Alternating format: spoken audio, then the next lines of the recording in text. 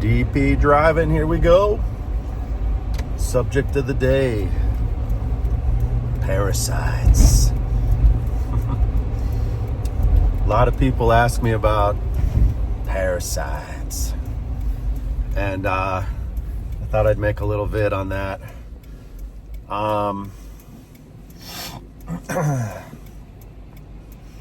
Boy, where do I start? When you're looking at some of the digestive health parameters,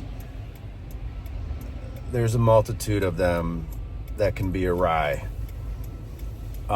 Just to name a few: bacteria, viruses, spores, fungus, candida.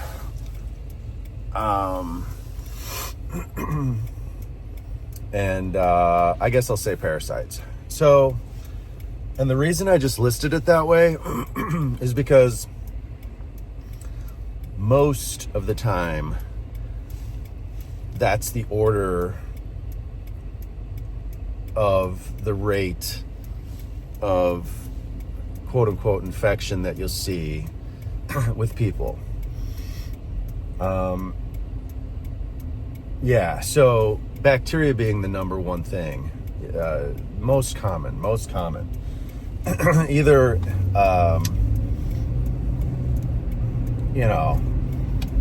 you touch your hand to the door, you touch your hand to the mouth,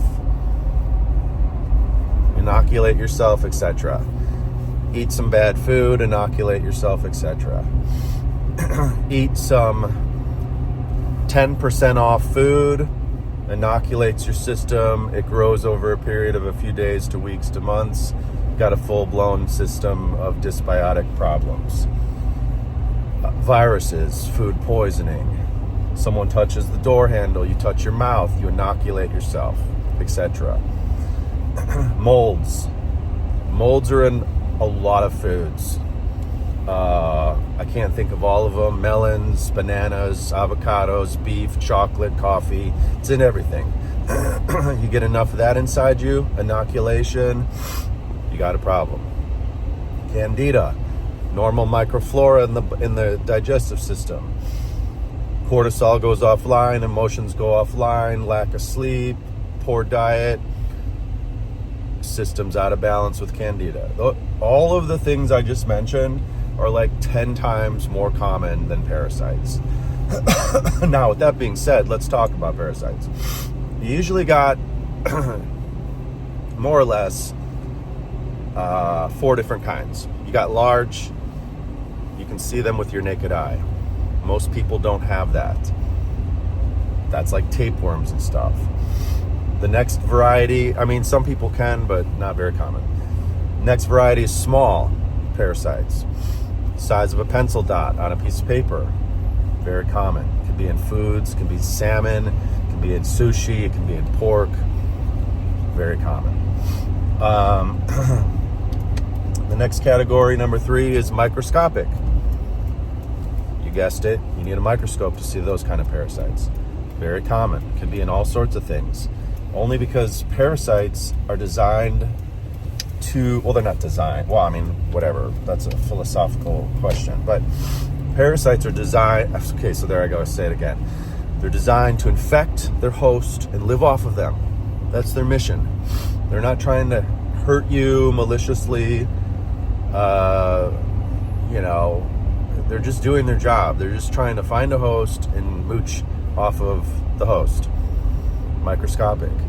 Last category, and that's for all of them. Last category, intracellular. Very common. They can cross the blood-brain barrier. They can get into nooks and crannies in the nervous system.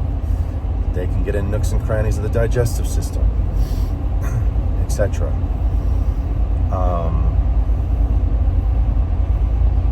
The best way to figure out what's going on is have someone test you, a licensed healthcare practitioner. Don't order some stupid crap off the internet, social media, blah, blah, blah, at-home test kits. Don't do it. Go to someone who's cool, who knows what they're doing, and work on it if they find something.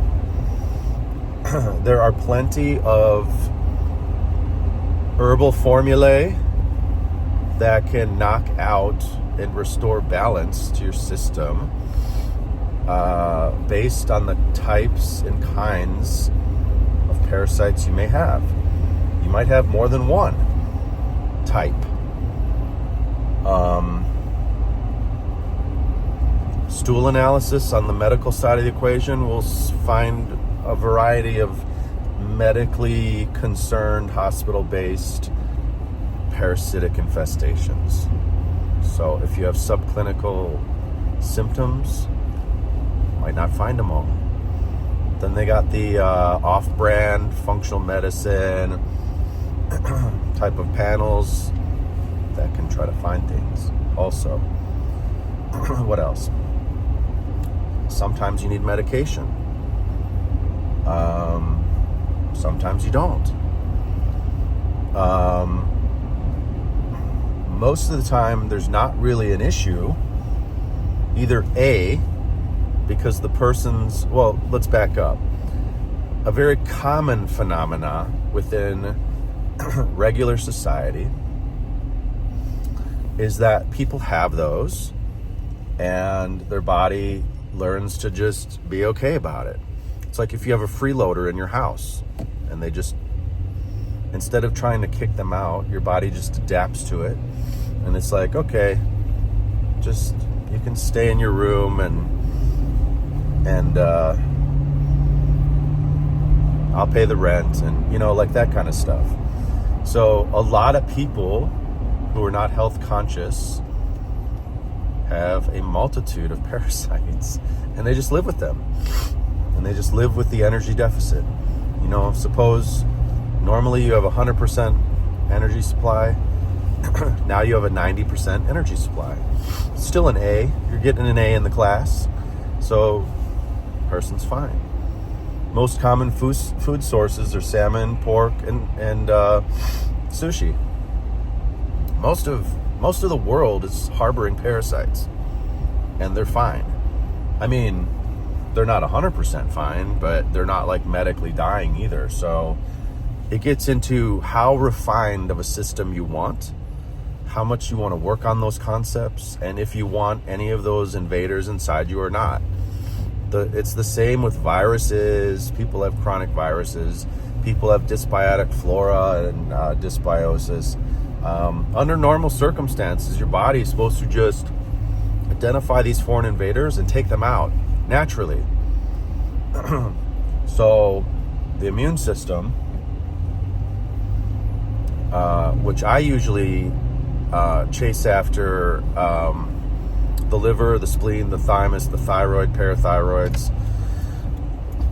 Those are the top organs to support, to help rid your body of all these issues I'm talking about. So I don't necessarily jump on the bandwagon really quick. And I know on social media, everyone's like, parasites, buy our master detox cleanse, blah, blah, blah. And in my experience, you hurt yourself more just by nuclear bombing your system. It upsets the flora. It upsets the motility, rate and rhythm of the colon. So I usually do precision strikes on these things if we find them and if it's an issue. Like I said, it's not a very top priority common issue. If you clean the system up with some of these other parameters that I'm talking about, then you don't need to nuclear bomb yourself with, heavy duty parasite cleanses. Could some of these microscopic and intracellular parasites be the root of, I don't even say the root, but maybe the root / contributors of other chronic diseases? Yes, for sure. Definitely they could be contributing. So it is worth looking into. It is worth working on. Find someone who can help you with that if you think that's an issue. So hopefully that answered a couple questions on it. That's what I would say to you if you asked me that question. So, like always, subscribe to the channel if you want more info. Share the vid if you think some of your friends and family would like it. Hit the notification bell if you want to be alerted to the next video drop. And like always, thanks so much, guys, for your love and support. Take care. Bye.